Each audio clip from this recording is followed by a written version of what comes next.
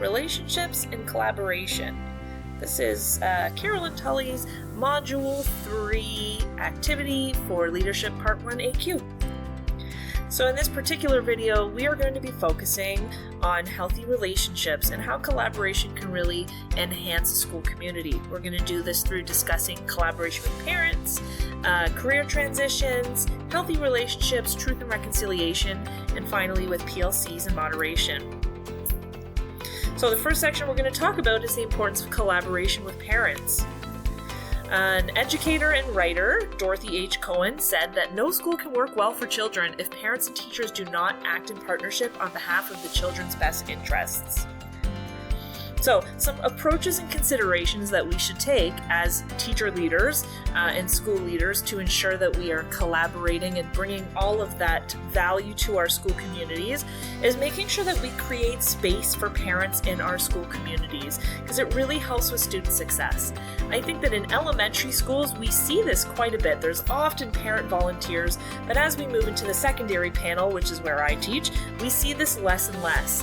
And I do recognize that as students get older, we are trying to instill in them individualism and independence, but I think that there's still really a fantastic place for us to be incorporating and bringing parents into the fold. When it comes to our multilingual learners, our ML students, I think that a big part of what we're doing is recognizing diversity, celebrating diversity, and how that feeds into Canadian culture, and I think it would be really fantastic if we offered opportunities for some of our parents, ML parents perhaps, to be coming into our schools and sharing little bits about their culture. I think with special needs students as well, students with IEPs, having extra hands on deck to support higher needs students is a really effective way of making sure that students are getting the help that they need in an already stressed environment. Stressed meaning that there's just so many students with so many needs and not always enough staff to do that. And I think generally speaking, the general population of the school can benefit from this as well. If we see parents that are helping coach the football teams, then we are already practicing what we preach and laying the groundwork to show everybody how important it is that we have connection between home life and school life, that they are not separate spheres. In fact, they're kind of overlapping to create an overall sense of community. And I think when we do this, we eliminate barriers. Even if it's just the mental barrier of saying school is one place, home is one place, and I can act one way in one location and I can act another way in another location. This all gets eliminated when we show that there's community and relationship from home to school. I think that this is especially pertinent when we're talking about how we deal with students in our classrooms. So keeping an open line of communication with parents here is vitally important if we want to see students find success. Making sure that students are getting their homework done, that they are understanding the assignments, and when they're not, we're reaching out to families and saying, hey, what can we do at home? Because teamwork makes the dream work. I say this all the time, but I really do believe it. What can we do to make sure that all hands are on deck and that we have as many caring adults wrapping their arms around these students metaphorically as we can so that we can help usher them over that finish line and find success? Again, I think that when we are collaborating with home, it really just helps with continuity for the student and making sure that, their behaviors and their actions are really remaining the same across the board. So the second section that I'm going to talk about is transitions and careers. Specifically, I'd like to reflect on transitions from high school into post-secondary. So Malcolm X, famous activist, once said the future belongs to those who prepare for it today. And I believe that this is especially important for some of our higher needs students that we have in our schools. I'm thinking specifically of students with special needs, students that are multilingual learners, students that have extra barriers to them finding success and moving into that secondary part of life, their post-secondary part of life. So extending extra guidance, academic support, social emotional support, financial support. So what do I mean by this? Well, with academic support, sometimes that means some extra career counseling for, let's say, an ML student. Having a close relationship between the ESL teacher, the regular classroom teachers, as well as guidance to make sure that timetables are being set up that reflect the ML students' interests, but also the appropriate pathways where they see themselves going as well. So that's just one way or one example of demonstrating how we can offer extra academic guidance and support for our ML students moving into post-secondary. Social emotional support is really important as well. I think that any student at this age, as they consider transitioning from one part of life to another part of life, that can be very scary and daunting. Fear of success and moving on, fear of maybe moving out of mom and dad's place and moving into a dorm and being independent for the first time in your life. These can be really triggering for many students. So making sure that we have career counselors, guidance counselors, school social workers, lots of people available on board to help these students as they are mentally transitioning from, a childish part of life to a much more adult part of life. Things like financial support are important as well. Many newcomers into Canada are struggling with financial hardships. And I don't want to, make blanket statements about that, but moving to a new country can be quite daunting in that respect. Parents are transitioning from one career to another, maybe trying to find jobs. We have a lot of students that are MLs that come from refugee backgrounds. So being able to simply afford college and university is going to be hard. Of course, we are fortunate in Canada. There are lots of opportunities to get extra money through things like bursaries and scholarships, but accessing how we can do the paperwork for that, fill out the forms, that's an extra barrier for students like MLs or students with IEPs. So again, making sure that we have the extra support and the extra personnel there to help these students navigate this very tricky part of life, this tricky transition. Now, I know on the surface, this topic of transitions to career seems like it doesn't necessarily fit with the rest of this unit, which is all about relationships and collaboration. But again, I think that's just the surface, because when we really take a look at how we can effectively allow students to work on these transitions, it's all about getting all of the people in these students' lives involved and on the same page to make sure that all of the stars are aligning so that they can make their way towards their goals. I think that leaving a single student in the lurch without those extra supports doesn't help. Having all of these different people in the community support them through it and offer their piece of advice and their support, like I said, filling out forms or just having some counseling with parents, getting extra school support, homework support to boost the grades. These are all things where if we're working together, we can help these students find success. So the next section we're going to be looking at is healthy relationships. So we all know Mr. Rogers, Mr. Fred Rogers. He once said that knowing that we can be loved exactly as we are gives us all the best opportunity for growing into the healthiest of people.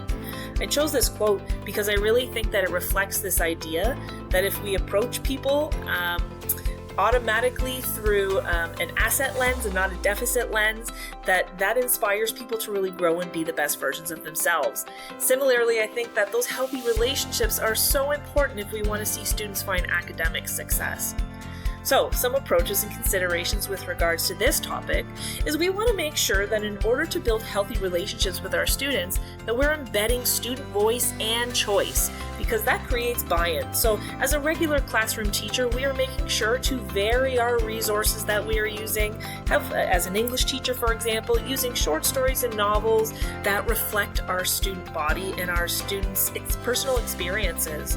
And then when we're taking a look at some of the basic concepts behind differentiation and universal design for learning, recognizing that offering choice. So for example, having multiple topics that a student can choose from if there's a writing test that they have to do, or if they've read a story and we want to assess their understanding of the story, giving them options for what that final product's going to look like. Again, when you give students a little bit more autonomy, it really does help with that student buy-in. And then I think on top of that, generally speaking, my experience in alternative ed has really taught me that if you get to know the student wants to work hard for you. If you don't take the time to get the student, then you're just one more adult in their life adding extra pressure, and they don't necessarily want to try their best, especially students that are struggling with school in general, right? And I think that once you know that student and you build a rapport, like I said, you want to do well for them and they want to do well for you. So these healthy relationships, I think, don't just apply to students and teachers, but I think between staff as well within a school building, right? Making sure that when we work together and when we share ideas together, we can have healthy conflict that really creates positive change, right? And I think that just simply modeling healthy adult relationships to our students is also vitally important as well, because they see the different approaches that we take and that they can take in their futures to make sure that they're getting along with the people that they spend their days with. Now, I feel like I'm skipping ahead a little bit, but again, there's so much interconnectedness happening with this unit. I wanted to point out that when it comes to healthy relationships, there's this Indigenous holistic perspective, which is that everything is interconnected, so it's important that we all work together, right? So making sure that the principals and the support teachers and the classroom teachers and the parents and the students are all working together and sharing ideas so that we can find strategies that work towards student success.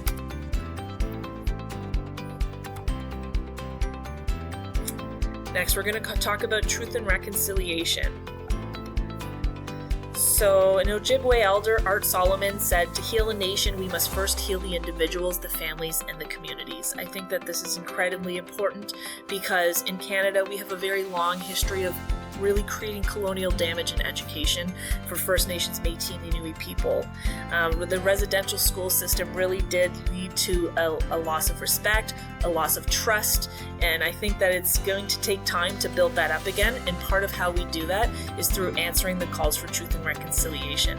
We need, as colonial systems and institutions, to work really hard to try and repair these relationships. So based on some of the readings that we did in this unit, it's clear that these calls to action, we have not been fulfilling them with the speed that maybe we would hope that they would, right? It would be great if we could snap our fingers and have those relationships be perfect, but realistically, I think it's important that we also recognize that it took generations to tear down that relationship, so it might take some time to build it back up. That being said, we need positive momentum forward. We need to actually be practicing what we preach when it comes to instilling some of these Indigenous values and teachings into our classroom. So ways that we can follow these calls to action is through promoting cultural identity and Indigenous ways of knowing in our institution, in these educational classrooms of ours. And what does that look like? Well, sometimes that means that we are really instilling a sense of community, not just in our individual classroom, our little microcosm, but in the macrocosm of the schools as well, making sure that everybody feels like they are part of the community and that there's not segregation happening, there's not hierarchies that are happening. I think it also means using a lot of oral traditions, which is really important in Indigenous culture, and taking some of those ways of knowing and ways of understanding and ways of communicating ideas and values and practicing those in our classrooms as well. Decolonization is also super important, so making sure as much as we can to try and eliminate some of those biases that we have seen in our education system in previous years, whether that be through science classes that sort of take Indigenous values and throw them to the wayside, geography classes, English classes, history classes, and making sure that we are taking some of those Indigenous values and recognizing the value that they bring to our understanding of these various different topics. Finally, we're going to be talking about PLCs and moderation. So, educator and writer Robert John Meehan said the most valuable resource that all teachers have is each other. Without collaboration, our growth is limited to our own perspective. And I do believe that's so important because as smart and intelligent as I would like to think that I am, I also know that I always have room to grow. I have humility there. And part of how I grow is through understanding and recognizing the ideas and values that the people around me have. So when we were talking about collaborative inquiry, this process essentially is something that teachers should be doing in order to work towards student success. What does that look like? Well, first, it means that we want to be recognizing gaps in our students' understanding and learning and success. We want to try and hypothesize why those gaps are there, and then collaborate with our peers to try and come up with solutions. Once we've come up with a potential solution, we want to try and moderate the products. So as students hand work in to be assessed, teachers work together to assess those and make sure that they're all on the same page insofar as what a level 4 looks like, as an example. After that, teachers should be coming together in this collaborative inquiry process to make sure that they are assessing the success. So they came up with an idea of how to fix things. Ask yourself, how well did that work? Thanks for listening to my presentation.